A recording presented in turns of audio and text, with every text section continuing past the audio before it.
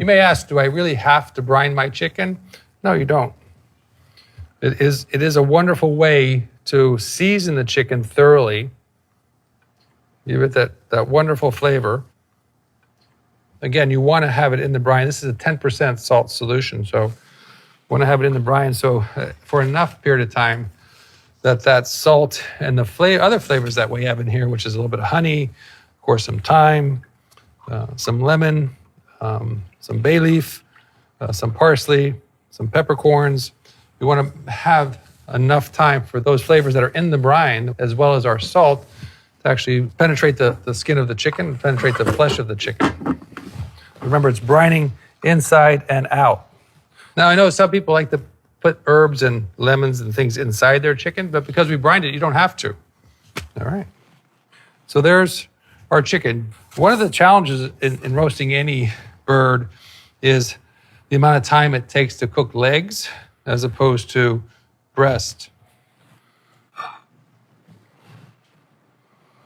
And as anybody who's ever had a great roasted chicken knows that the breast should be nice and juicy and the leg should be cooked through. We don't want to see any blood, or if we do, just a minor amount of pink around that leg joint where that leg joint meets the thigh. Of course, in brining, we have introduced moisture. And this is a little bit of a contradiction from what we talked about early when we didn't want to buy chickens that were water-cooled, but air-cooled because we want to introduce moisture. In this case, we've introduced a brine, we've introduced flavor to it. We've helped to bring some more moisture to the breast. So the cooking of the breast and the legs will almost be identical. One thing that I've learned about a chicken, because I enjoy them so much, is I can tolerate a little bit overdoneness on the breast as long as the breast remains moist. And that breast remaining moist through the brining is part of that result. All right, so we're going to truss our chicken. There's a lot of moisture, so I'm just going to go ahead and put my towel underneath there so it helps. And it's a very easy process. We're going to take a piece of butcher's twine, just snuggle it underneath what is the Pope's nose right there. We're going to bring it over the two leg joints there. So you see we have a cross right there. And then we're going to take it and slide it underneath the leg. So we've created a figure 8, if you can see that. We're going to snuggle that right underneath the breast and pull back. Pull this way, across, and pull back at the same time. Now I'm pulling my breast skin down with my thumbs because I want to make sure I make that breast skin taut. Wrapping my string through where they cut the neck. That was the neck is right here. And you can see just a little remnant of where the neck was. And that's going to hold that string in place. And then I'm going to do that wonderful slip knot that I use. And then just go ahead and tie it tightly there.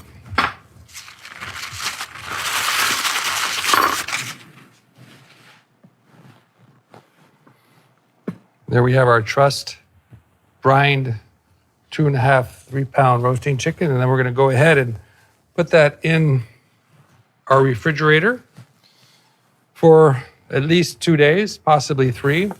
We have the advantage in our restaurants to have a lot of air movement in our refrigerators because we have fans.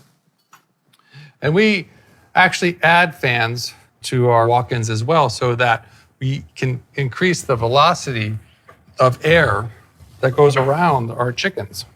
Chickens being a very special dish at Bouchon, we want to make sure that we always have as perfect a roasted chicken as possible. And air drying it results in having this beautiful, almost lacquered, crispy skin, which we all really enjoy in a roasted chicken, is the texture of the skin. That's why I talked about earlier, the contrasting textures and flavors from the different parts of the chicken, from the Pope's nose to the thighs, to the legs, to the wings, to the breast. Even the oysters the little oysters that are part of the connection between the back and the leg, which are just so wonderful. There's all these little treasures to find on a chicken and to be able to enjoy on that chicken. So air drying it is really important. And let me just get this one back again. So the chicken that was just out of brine, which we're getting ready to dry, and the chicken which has been dried for 3 days. Quite a difference in that. Okay, so we're just gonna then brush it with a little bit of clarified butter.